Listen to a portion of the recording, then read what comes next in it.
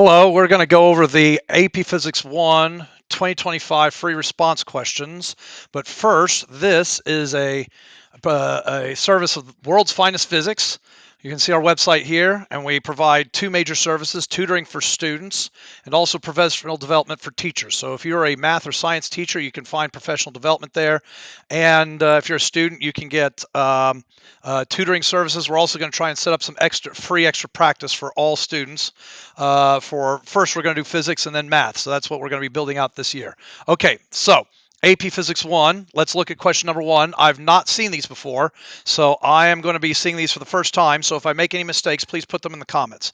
Point them out and put corrections in the comments. A student has a card of mass MC and a block of mass 1/5 MC, as shown in figure 1. At time t equals 0, the card's moving to the right across the horizontal surface with constant speed VC. Okay, we see that here. And the student releases the block from rest. At time t1, the block collides with the sticks to the top of the cart. This block does not slide on the cart.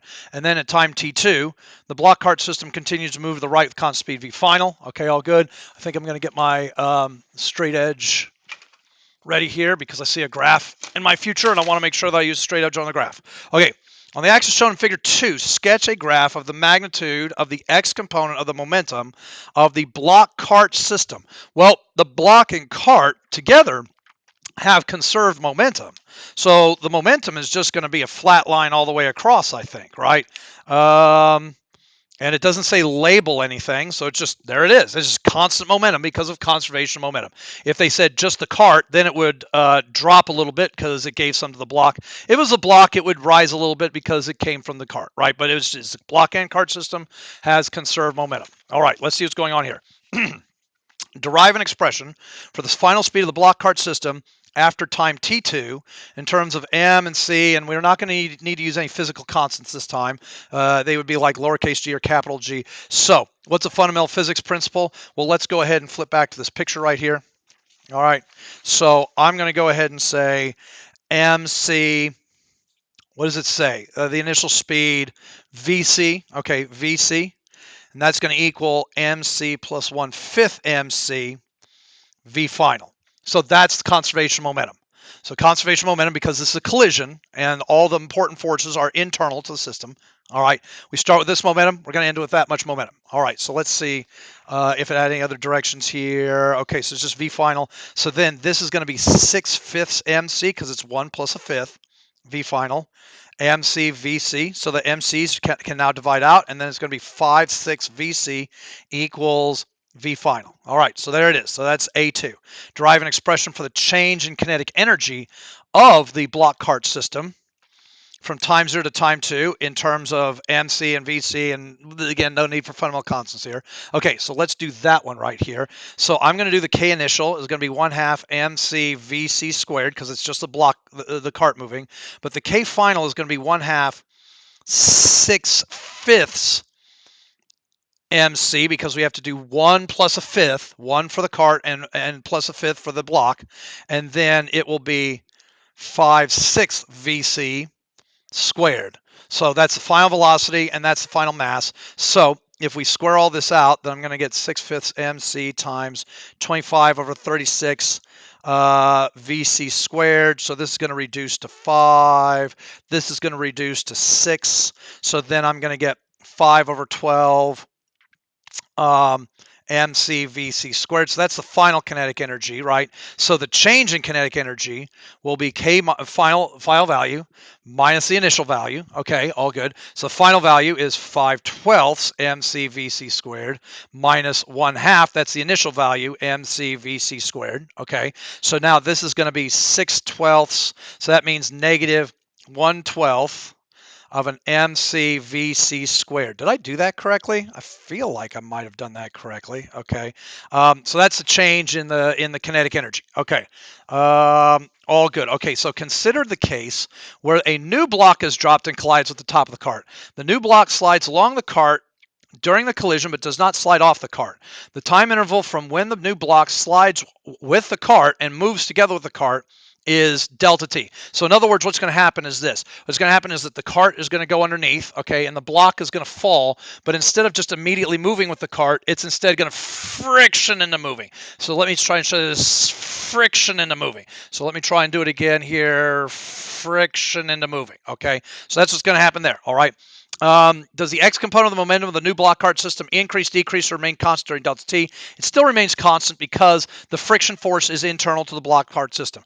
The friction force is internal to the block cart system, so the force friction cannot change the total momentum of the block cart system. Now, what does it mean that friction is internal?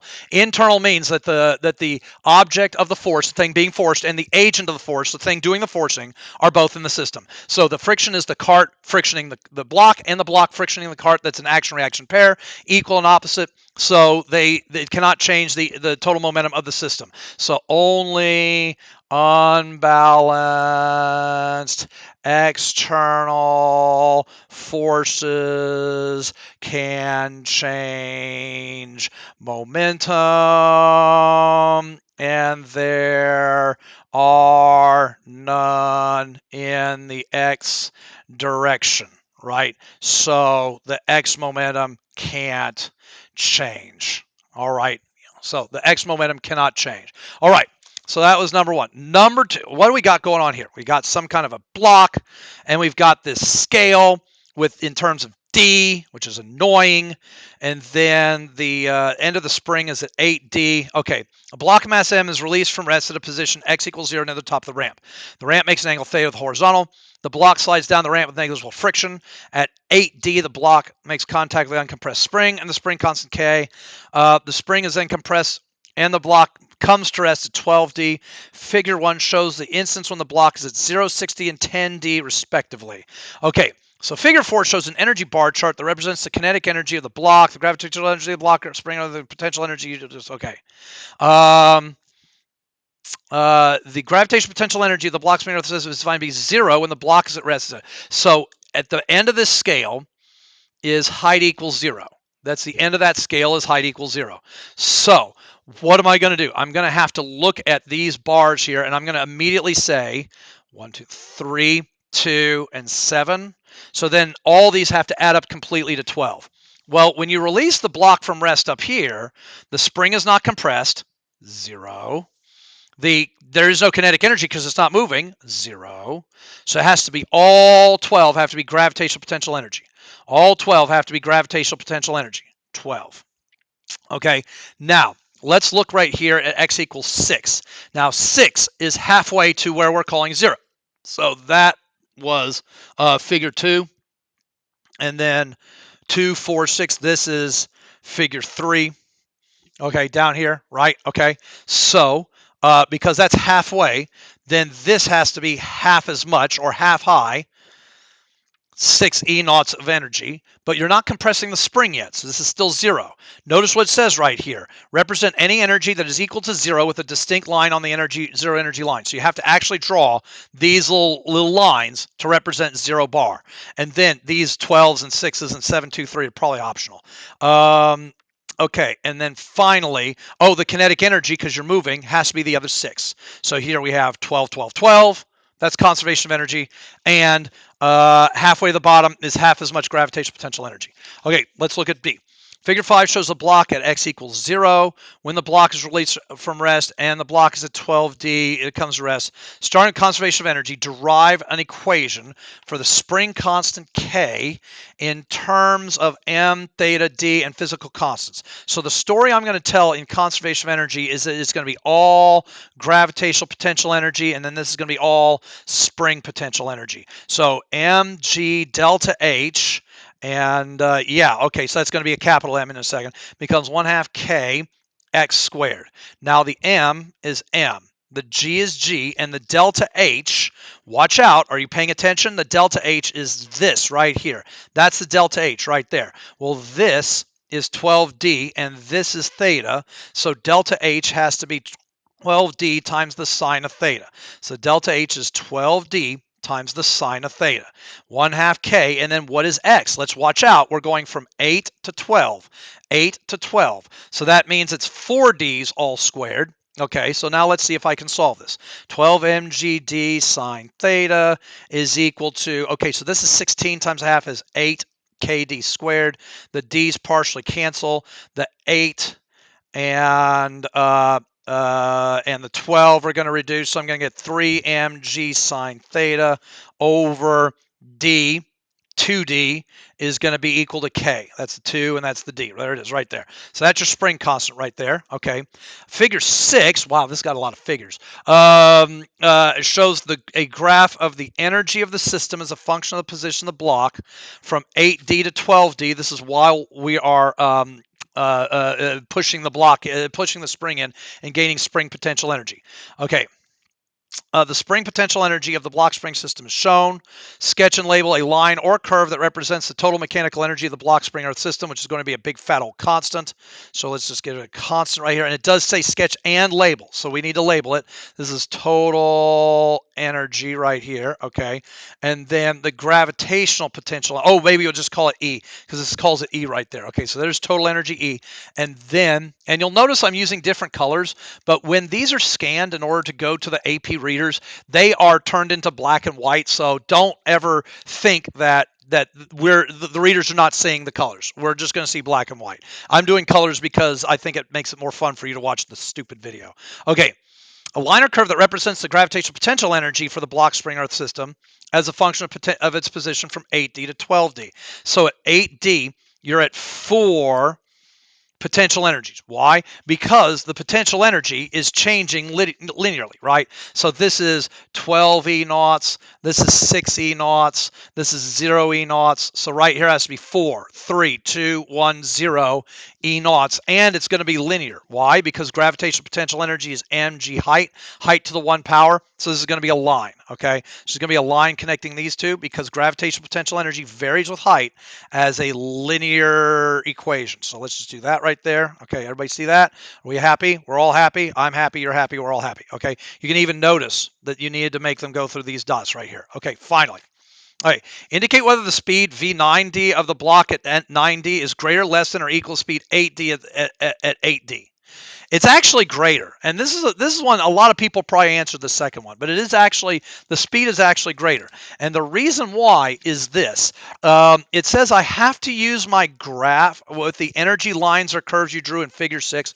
I have to use Figure 6, so I want you to notice that the spring potential energy goes up by an amount less than 1 E naught. So we gain less than E naught potential energy, spring potential energy, but lose a full E naught of kinetic, of gravitational potential energy. So the difference, we lose more potential energy than we gain, right, is given to more kinetic energy. So the block gains kinetic energy and moves faster. So yes, it turns out that in going from 12, 11, 10, 9, 8. Okay, in going from 8 to 9 or 8 to 9, you do actually gain speed. Now, from an energy point of view, you'll lose 1 E naught and gain less than an E naught. So that's a net loss of potential energy. So you had to gain kinetic energy. That's from an energy point of view. But I always understood this from a forces point of view. Here's the block sliding down the incline. It has normal and weight, but really it has these forces. Mg sine theta, that's the sum of normal and mg, right? That's the downhill force. And then it's going to have kx. Well, here's the deal. At the moment the block first touches the spring, the kx is 0 because you haven't pushed the spring in yet. Then you push the spring in some. Well, it's not until these two are balanced that your velocity graph reaches a maximum, and then you start going down. So this is actually a straight line until x equals 8d. Then you keep speeding up, and then you begin to slow down. Why do you keep speeding up? Because the spring force has not yet equaled out the mg sine theta force. At this point is when the mg sine theta and the spring force are equal, which is farther. It's not. Well, let's find out. Okay, where is that? Where is it that the spring force and the mg sine theta force balance? Mg sine theta equals kx. Okay, so mg. Where is that? Where is it that you're going to reach maximum speed? Okay, here's a spring constant right here. 3 mg sine theta over 2d times x. Oh my gosh, look at that. The entire thing disappears, and what you get is you get an answer of x equals 2/3 of a d. Well, that can't be right. That's not at all what I. Um, 2/3 d sine theta. Oh no, the sign disappears. So that is in terms of d. 2/3 d. Well, that can't be the equilibrium. That can't be the equilibrium because 9d is is farther ahead. Well, you know what I think actually happened is I think what happened is this from 8d 9d you reach your peak at 2/3. That's 2/3 of the way from 8 to 9, and then you start to come down a little bit, but you don't come down enough to where you are going slower yet. So here's what I'm trying to say. What I'm trying to say is that it is not until these two forces balance. Where did I draw them? Where did I draw them? Where did I draw them? Where did I draw them? Oh, there they are. Okay, yeah. It's not until these two forces balance. You do not start slowing down until these two forces balance. So the misconception students have is that the block is going to immediately begin slowing down the moment it touches the spring. That is not the case. The block does not begin slowing down once it touches the spring. The block begins to slow down once these two forces are balanced, and that is the moment when the block begins. So this would be at x equals 8 and 2/3 d, because 2/3 d is when I found out that is the equilibrium spring stretch. Okay, but they wanted you to do it in terms of energy here, so you gained less potential energy than you lost, so the difference had to go to kinetic energy. Okay, let's have a look at this. All right, students are investigating balancing systems using a following setup. The students have a spring scale of negligible mass that's fixed to one end of a uniform meter stick. The center of the meter stick is attached to a stand on which the meter stick can pivot. There's a hook of negligible mass fixed to the top of a block of mass m naught. Okay, the hook can be attached to the meter stick through one of the small holes. Okay, so the hook can be attached to one of these, and the students do not have a direct way to measure the mass of the block. The block cannot be attached to the spring scale directly, and I'm assuming that the spring scale has to stay here. Maybe it doesn't. I don't know. So A, describe the student linear graph to get the mass m naught of the block. Describe an experimental procedure to collect data that would allow the students to determine m naught. So I think there are two possible ways to do that. The two possible ways to do that, depending on the setup, the one that's obvious is hang the m naught block from the 90, the 80, the 70, the 60 centimeter holes, and record the spring scale force measurement, which I'm going to call F, and the distance from the block to the stand, and I'm going to call that R. Okay, does that make sense? So, and then the distance from the spring scale to the stand is big R equals 50 centimeters. Okay, does that sound good to you? All right. So in other words, we're just going to hang. Now, what I want to do is I want to do something that's going to reduce measure error. So maybe take measurements at each point several times and take the average for each trial. Now, part B is going to say, well, now that you've got this data, what are you gonna do? And the idea, you have to make a linear graph. So how can we graph this data to make a linear graph, right? Okay. So what I'm going to say is I'm going to say this. I'm going to say that the R times the force of the spring scale. So here it goes.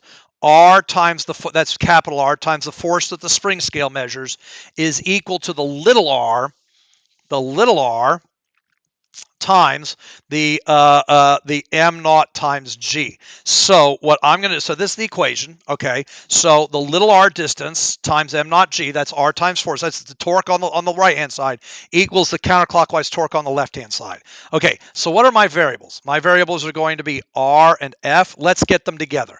Let's say f over r equals m naught g over big R. So now I'm going to call this, my rise. I'm going to call this my run, and then that means this is my slope. So here's my response. Graph F on the vertical, R on the horizontal, and calculate the slope, set the slope equal to m naught g over r, and solve for m naught. Now, I thought that this was one way to do it, and I think this is the best way to do it. The other way that you could do it, and I think that this is going to be not so good, is, and I'm not going to write the whole thing out, but this time you set the m naught at a constant r, but change the r to the spring scale on each trial and get the force F. So in other words, you make the spring scale different points, but the m naught hangs from the same place. It's the same equation, RF equals R m naught G, but now these are your variables right here because you move the spring scale. So to linearize it, you have to choose one of these two letters. I choose R, and put him in the denominator and reciprocate him. So F stays in the numerator, R goes in the denominator reciprocated. This will be rise, this will be run, and then little r m naught g, that's going to be the slope. So then you would graph F on the vertical, the reciprocal of r on the horizontal, and then this would be the slope, set it, solve for m naught g or whatever kind of thing. Okay. All right. What do we got going on here? The angle theta that the string makes with the meter stick can be varied by attaching the string. Oh, wait a minute. I missed this text right here. The students have an identical meter stick of mass M that is now attached to an axle that's fixed to a wall. The meter stick is free to rotate with negligible friction about the axle.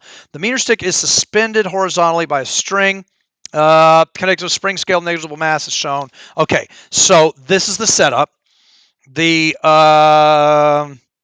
The angle theta that the string makes with the meter stick can be varied by attaching the string to one of the pegs located along the wall. The students use the spring scale to measure the tension Ft required to hold the meter stick horizontal. Okay, so we have different degrees and different tensions. Okay, they're going to be nice enough, it looks like, to give us the equation. The students could determine the relationship between Ft and theta is given by this. The students create a graph with 1 over sine theta plotted on the x-axis. Okay, so I'm going to say this. What I'm going to do, what's the other one? Is ft. So now I need to get these two together. So I need to say, okay, how about this? Ft sine theta equals 5/6 mg. So now I'm going to say ft over the reciprocal of sine theta equals 5/6 mg. So the vertical axis is just going to be ft. Okay, so now what I'm going to do is I'm going to make sure my calculator is in degree mode, and then I am going to say, okay, so I've got 22, 31. Oh, I didn't mean to do that. 22, 30, 31, 36, 45, 80, and then 21, 17, 13, 12, 8. Okay, so now I'm going to say L1 is actually 1 over the sine of these numbers. Oops, I didn't mean to do that. Okay, so I get something looks like that. Okay, look at the numbers in all their glory. Okay, so this is going to be FT. We're going to go, okay, 1, 2, 3, 4, 5. So 5, 10, 15, 20, 25. Okay, and then they put the scale down here for me. So 2.66 and 21. Okay, and then 1.94 and 17. 1.7, and 13. Okay. 1.41 and 12. And then 1.01 and 8. Okay, so let's draw a line where we have about equal numbers above and below. I'm not. Should I force it to go through the 0, 0? I don't know. The equation does not have an intercept, so I guess I'll do that. All right, all good. So now at this point, I'm just going to say that my slope is equal to 25 over 3. And now for part D, where is part D? Using the best fit line, calculate experimental value for the mass of the meter stick. So we're going to take that slope and look at what it's equal to. 5/6 mg. So let's just go ahead and do this really quickly here. So I'm going to take 25 times, here we go, 6 times 9.8. Nope, I'm not going to times 9.8. I need to divide it actually. I'm sorry. 25 times 6 divided by 3 and 5 and 9.8. And I get a mass of about 1 kilogram. Maybe that was intentional. I don't know. If I use 10, it doesn't come out to exactly 10, does it? Oh my gosh, it does. It actually comes out to exactly 1 kilogram. Wow. I wonder if that's what they meant to do. Jeez. All right, here we've got Jacques Cousteau with his little box or something like that. In scenario 1, a swimmer holds a block of mass M at rest in a tank of fresh water with density rho 1, as shown in figure 1.